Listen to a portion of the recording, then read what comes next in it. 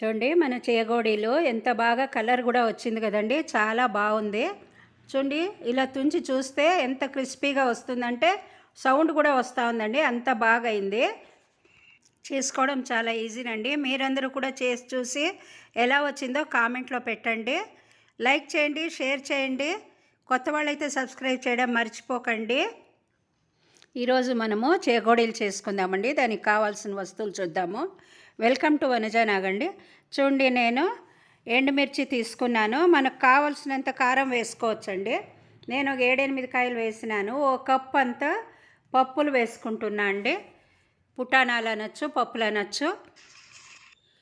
కొద్దిగా కరివేపాకు, తర్వాత జీలకర్ర వేస్తున్నా అండి. మీరు కరివేపాకు కావాలంటే తరిగి వేసుకోవచ్చు. నేను మిక్సీలోకే వేసేస్తున్నాను. పప్పులు వేసుకున్న కప్పులోనే సేమ్ అంతే కొబ్బరి వేసుకున్నానండి. ఎండు కొబ్బరి అంటే మీరు తురిమైనా వేసుకోవచ్చు, లేదా ఇలా పల్చగా తరిగి కూడా వేసుకోవచ్చు. మిక్సీలో వేస్తాం కాబట్టి నున్నగా పొడైపోతుందండి. మొదట మనము నీళ్లు వేయకుండా రుబ్బుకోవాలండి. అంటే పొడి చేసేసుకోవాలి, తర్వాత నీళ్లు వేయాలి. ఇప్పుడు చూడండి, ఇంగు కూడా వేసాను నేను. ఈ గడ్డ ఇంగు వస్తుంది కదండి, అదే బాగా మెదిగిపోతుందండి. అంటే ఇప్పుడంతా కలిపేసి మరి నీళ్లు కూడా వేసి దీన్ని వేద్దాం. చూడండి ఇలాగా అయింది. కాకపోతే ఇంకా నున్నగా కావాలండి.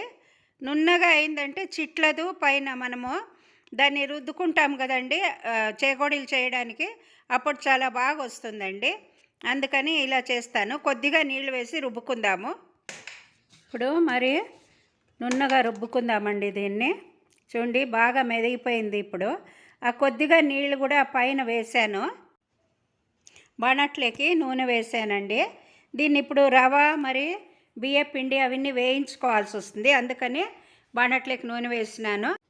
ఇప్పుడు పిండిని వాటిని ఒక్కొక్కటిగా ఇందులోకి వేసి వేయించుకోవాలి. నూనె కాగింది చూడండి. ఇందులోకి ఇప్పుడు ఫస్ట్ 1 కప్పు రవ వేసానండి.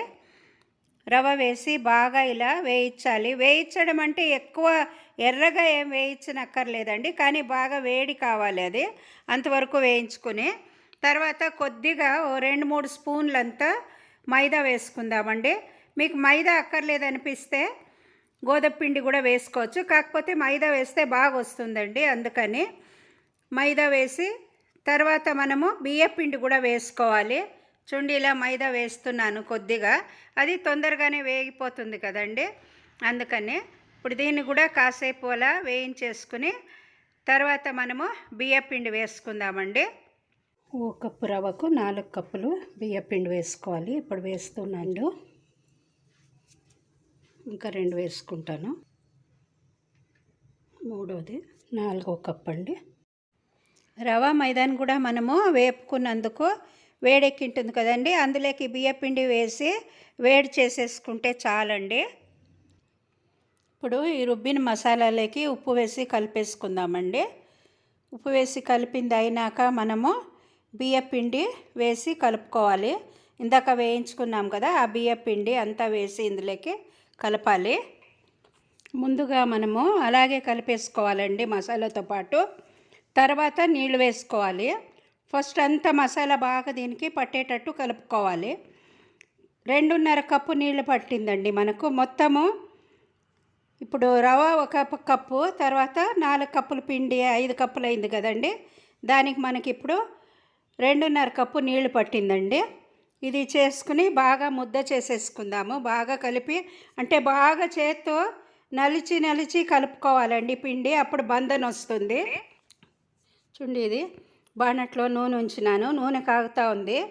ఈ పిండి అంతా కలుపుకున్నాను కదండి. ఇది ఇలా చిన్న ఉండలు చేసుకుని ఇలా చేత్తో నలిచి మనము చేసుకోవాలండి. చూడండి మనకు షేపు ఇలా వస్తుంది. మీరు 2 చుట్లు అలా కూడా చేసుకోవచ్చు. నేను ఇలాగే చేస్తాను. ఇలా చేత్తో చేసి తర్వాత మనకి ఎంత లావు కావాలంటే అంత లావు చేసుకోవచ్చండి. ఇలా నలిచి మనము 2 కొనలను కలిపి జాయింట్ చేయాలండి. చూడండి ఇలా మనము కలిపేసేయాలి అంతే. అలా కలుపుకుంటే రౌండ్ షేప్ వచ్చేస్తుంది కదా, చాలా బాగా వస్తుందండి. అంటే రెగ్యులర్గా చేసే వాళ్ళకి తెలిసి ఉంటుంది. కొత్త వాళ్ళు అయితే తెలుసుకుంటారని ఇలా చెప్తున్నాను. ఇప్పుడు చూడండి దీన్నంతా మనము షేప్ చేసిన దాన్నంతా నూనెలో గోళిస్తున్నాను.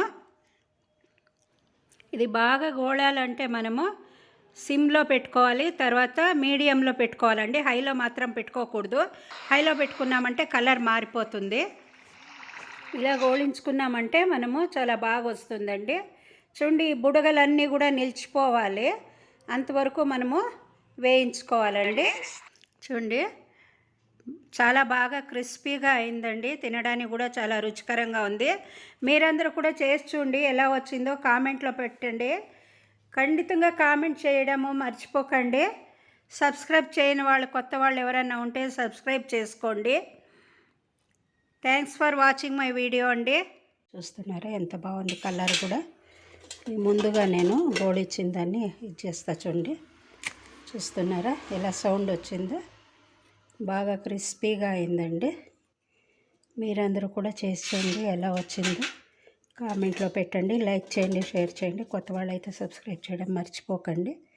Thanks for watching my video అండి.